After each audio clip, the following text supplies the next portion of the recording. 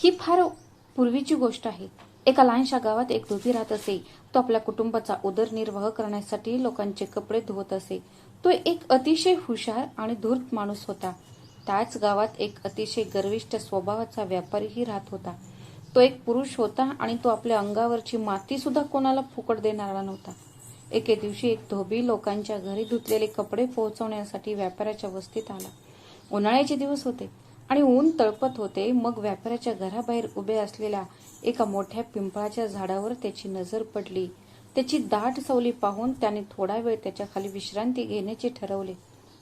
असा विचार करून त्याने झाडाखाली एक चादर पसरली आणि आराम करू लागला. पण थकवा आणि थंड वाऱ्यामुळे त्याला झोप येऊ लागली आणि तो तिथेच झोपी गेला. त्याच वेळी व्यापारी काही कामासाठी घराबाहेर आला आणि त्याने पाहिले की तो धोबी आपल्या पिंपळाच्या झाडाच्या सावलीत शांतपणे झोपला होता. हे पाहून तो रागाने लाल झाला. त्याने धोब्याला जोरात लाथ मारली आणि म्हणाला, तू कोणाला विचारून झोपलास? धोबी तो उभा राहिला आणि म्हणाला, गुरुजी, मला क्षमा करा. मी खूप थकलो होतो म्हणून या पिंपळाच्या झाडाची थंडगार सावली घेतली. सावली पाहून तो आराम करू लागला आणि त्याला कळलेही नाही की तो कधी झोपी गेला. व्यापारी म्हणाला, हे झाड आमच्या पूर्वजांनी लावले होते आणि त्याला रोगराई लागली आहे म्हणून मी कोणालाही त्याच्या खाली बसू देत नाही. धोबी म्हणाला, साहेब, मी वर्षानुवर्षे तुमचे कपडे धुत आलो आहे. होय, मी तुमच्या झाडाखाली थोडा वेळ विश्रांती घेतली तर तुमचे काय नुकसान होणार आहे? व्यापारी म्हणाला, तुम्ही माझे कपडे धुवायला पैसे घेता, ते फुकट नाही. माझ्या झाडाची सावली फुकट आहे का? मग तुम्हाला इथे क्षणभर बसायचाही हक्क नाही का? तुम्हाला तो अधिकार नाही. व्यापाऱ्याच्या या उदासीनतेमुळे धोबी चकित झाला. त्याची परीक्षा घेण्यासाठी त्याने विचारले, तुम्ही या झाडाच्या सावलीचे पैसे घ्याल का? व्यापारी म्हणाला, हो, नक्कीच. जर तुम्हाला या झाडाच्या सावलीत बसायचे असेल तर तुम्हाला या झाडाची सावली विकत घ्यावीच लागेल. धोबी म्हणाला, बरं, मला सांगा, या झाडाच्या सावलीची किंमत किती आहे? व्यापारी म्हणाला, जर तुम्हाला या झाडाची सावली कायमची विकत घ्यायची असेल तर तुम्हाला मला 10,000 रुपये द्यावे लागतील. किंमत ऐकून धोब्याला धक्काच बसला. पण त्याने व्यापाऱ्याला धडा शिकवण्याचा एक डाव रचला.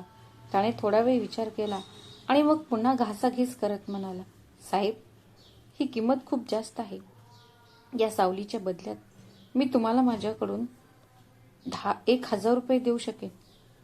व्यापारी म्हणाला, बघा दादा, 1,000 रुपये खूपच कमी आहेत. एवढं मोठं झाड, एवढी थंडगार सावली, असा आराम तुम्हाला दुसरीकडे कुठेही मिळणार नाही. धोबी म्हणाला, साहेब, ही फक्त सावली आहे, खजिना नाही. म्हणूनच मी इथे आलो आहे. मी जास्तीत जास्त 2,000 रुपये देऊ शकेन. जर तुम्ही तेवढ्याला विकू शकत असाल तर मला सांगा, नाहीतर जाऊ द्या. व्यापाऱ्याने मनातल्या मनात विचार केला, धोबी पूर्णपणे मूर्ख आहे. एका फुकटच्या सावलीसाठी मला 2,000 रुपये देतोय. थोडी आणखी घासाघीस केल्यावर त्याने किंमत ठरवली. मी वेळ वाढवली तर बरं होईल. व्यापारी म्हणाला, बघा, माझ्याकडे अजिबात वेळ नाही.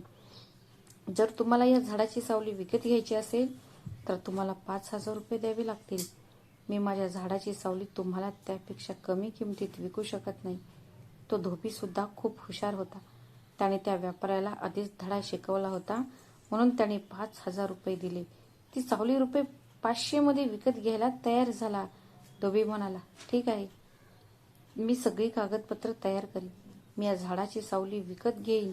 मी उद्या पैसे आणि सरपंचाला घेऊन येईन. आपण बँकेत जाऊन करारावर सही करू. व्यापारी म्हणाला, ठीक आहे, तुम्ही जिथे सांगाल तिथे मी उद्या सही करेन. धोबी म्हणाला, ठीक आहे, आपण उद्या भेटू. असे म्हणून धोबी निघून गेला. आपल्या विजयाने व्यापाऱ्याला खूप आनंद झाला होता. तो विचार करू लागला, मी किती मूर्ख आहे. मी सावली विकत घेतली. सावलीला काही किंमत असते का? मी किंवा माझे कुटुंबीय तिथे कधीच बसत नाही. या 5,000 रुपयांनी तर मी एक नवीन शेत विकत घेऊ शकेन. व्यापाऱ्याला वाटले की त्याने धोब्याला फसवले आहे. पण धोब्याच्या मनात काहीतरी वेगळेच होते. घरी पोहोचताच त्याने आपल्या गाढवाला एका खुंटीला बांधले आणि तो थेट आपल्या बायकोकडे गेला आणि म्हणाला, ऐक भाग्यवान, तुझे सोन्याचे दागिने बाहेर काढ. मला सोनाराकडून दागिने गहाण ठेवून मोठी रक्कम उधार घ्यायची आहे. बायको म्हणाली, तुम्ही काय म्हणाला? तुम्हाला दागिने गहाण ठेवायचे आहेत का? तुम्हाला अचानक एवढ्या मोठ्या रकमेची गरज का लागली? तुम्ही काही अडचणीत आहात का? धोबी म्हणाला, काही अडचण नाही, मला गुंतवणूक करायची आहे. मी व्यापाऱ्याच्या घराबाहेरच्या पिंपळाच्या झाडाची सावली विकत घेत आहे. आता या कडक उन्हात मी त्या सावलीत शांतपणे विश्रांती घेईन. पत्नी म्हणाली, सावली? तुझं डोकं फिरलंय का? सावली सुद्धा कोणी विकत घेतं का? धोबी म्हणाला, बघाच, त्या लोभी व्यापाऱ्याने माझा अपमान केला आहे. आता मी त्याला त्याच्याच भाषेत धडा शिकवीन. फक्त तुझे दागिने मला दे आणि बाकी सर्व माझ्यावर सोडून दे. धोबीची बायको म्हणाली, हे मूर्खपणाचे काम करू नका. व्यापाऱ्याला धडा शिकवण्याच्या नादात आपण स्वतःलाही गमावून बसू. धोबी म्हणाला, काळजी करू नका. हे काम यशस्वी करण्यासाठी मी माझ्या परीने सर्व काही करत आहे. माझ्यावर विश्वास ठेवा. मी तुझे सगळे दागिने लवकरच परत मिळवून देईन. आपला नवरा काही ऐकणार नाही हे बायकोच्या लक्षात आले. जड अंतकरणाने तिने दागिनींचे गाठोडे बाहेर काढले आणि ते धोब्याच्या हवाली केले. दुसऱ्या दिवशी धोब्याने आपल्या बायकोचे दागिने गावातील सोनाराकडे दागिने गहाण ठेवून आणि सोनाराकडून 5,000 रुपये घेऊन थेट सरपंचाच्या दारावर गेला. तो व्यापारी आधीच तिथे आपल्या मिशांना पीळ देत बसला होता. धोबी येताच सरपंचाने त्याला विचारले की हा सौदा करताना त्याची शुद्ध हरपली आहे का? तुम्ही हे करत आहात का? धोबी म्हणाला, होय सरपंचजी, मी हा सौदा पूर्ण शुद्धीत करत आहे. फक्त कागदपत्रांची पूर्तता करा. मी या व्यापाऱ्याला 5,000 रुपये द्यायला तयार आहे. पण अट अशी आहे की त्या झाडाची सावली जिथे जिथे जाईल तिथे माझा हक्क असेल आणि जर कोणी अट मोडली तर त्याला दुसऱ्या पक्षाला 10,000 रुपयांचा दंड भरावा लागेल. व्यापारी म्हणाला, मी तुमची अट मान्य करतो. मला फक्त माझ्या 5,000 रुपयांची काळजी आहे. सरपंचाने अटीवर लेखी सही केली. धोबी, व्यापारी आणि सरपंच यांनी त्यावर सही केली आणि धोब्याने संपूर्ण 5,000 रुपये व्यापाऱ्याच्या हवाली केले. व्यापारी मनातल्या मनात आपल्या मिशांना पीळ देत होता, पण त्याला कल्पना होती की खरा खेळ आता सुरू होणार होता. दुसऱ्या दिवसापासून धोबी तो आपल्या नव्या संपत्तीचा आनंद घेऊ लागला. दुपारी तो आपली जुनी खाट आणि गाढव घेऊन पिंपळाच्या झाडाखाली यायचा. दुपारच्या विधीनंतर गाढव मोठ्याने ओरडायची. 1-2 दिवस त्या व्यापाऱ्याने हे सर्व मुकाट्याने सहन केले. पण जेव्हा गाढवाच्या ओरडण्याने त्याला डोकेदुखी झाली तेव्हा तो बाहेर आला आणि सकोही नावाच्या धोब्याला म्हणाला, ए धोब्या, हा काय प्रकार आहे? या गाढवाला इथे का बांधले आहे? हे एवढा गोंधळ घालत आहे. यामुळे माझी दुपारची झोप खराब झाली आहे. धोबी म्हणाला, मालक, आता ही सावली माझी आहे. मी ते झोपलो किंवा माझ्या गाढवाने तिथे झोपले, तुम्हाला काय फरक पडतो? मी तुम्हाला पूर्ण 5,000 रुपये दिले आहेत. तो व्यापारी संतापाने फणफणला. पण जेव्हा सूर्य मावळू लागला तेव्हा त्याच्या अडचणी आणखी वाढल्या. पश्चिमेला सूर्य मावळत असताना जेव्हा सूर्य मावळू लागला तेव्हा समस्या वाढली. सूर्य पश्चिमेकडे झुकल्यामुळे पिंपळाच्या झाडाची लांब सावली बनिया यांच्या घराच्या भिंतीवर पडू लागली. परंपरेनुसार धोब्याने आपली खाट बनियांच्या घराकडे ओढली. तो अगदी भिंतीला लागून बसला होता. जेव्हा व्यापाऱ्याच्या बायकोने हे सर्व पाहिले तेव्हा ती त्याला म्हणाली, ऐकतो आहेस का? बघ, हा धोबी आपल्या भिंतीला लागून बसला आहे आणि त्याचे गाढव आपल्या दुर्गंधीने, आपल्या गोंगाटाने आमचे आयुष्य असह्य करत आहे. तू त्याला हकलून दिले पाहिजेस. तू काहीतरी का बोलत नाहीस? व्यापारी कुरकुरत बाहेर आला आणि धोब्याला म्हणाला, ए धोब्या, माझ्या भिंतीपासून इतक्या लांब का बसला आहेस? धोबी म्हणाला, साहेब, हा माझा दोष नाही, हा सूर्यदेवाचा आहे. तुमची सावली भिंतीच्या दिशेने आहे. जर ती जात असेल तर मला तिच्या मागे माझ्या जागेपर्यंत जावे लागेल. करारानुसार जिथे कुठे सावली असेल ती जागा माझी असेल. तो बिचारा व्यापारी निराश झाला. हे दृश्य पाहण्यासाठी परिसरातील लोक जमले. ते तिथे राहत असत आणि दिवसभर खूप गोंगाट असायचा. एके दिवशी धोब्याने आपली खाट व्यापाऱ्याच्या खिडकीजवळ पसरली. व्यापाऱ्याला हे सर्व सहन झाले नाही. तो रागाने फणफणत बाहेर आला आणि म्हणाला, धोब्या, हा कसला उद्धटपणा आहे? तू माझं घर बळकावणार आहेस का? तुझ्यामुळे, या लोकांमुळे आणि या गोंगाटामुळे माझं आयुष्य असह्य झालं आहे.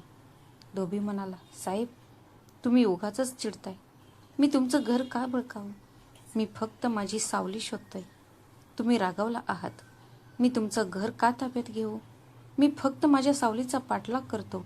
आता जेव्हा सूर्य पश्चिमेला मावळेल तेव्हा ती सावली तुमच्या खिडकीवर पडेल, बरोबर? मी माझ्या शब्दाचा पक्का आहे. मी खिडकीतून उडी मारेन तो कायद्याने बांधलेला होता. कारण जर त्याने त्या धोप्याला हाकलून दिले असते तर त्याला 10,000 रुपये द्यावे लागले असते. त्याने देवाला प्रार्थना केली की त्याने त्याला हकलून द्यावे. मग एके दिवशी तो धोबी अचानक गायब झाला. तो कित्येक दिवस गावात दिसला नाही.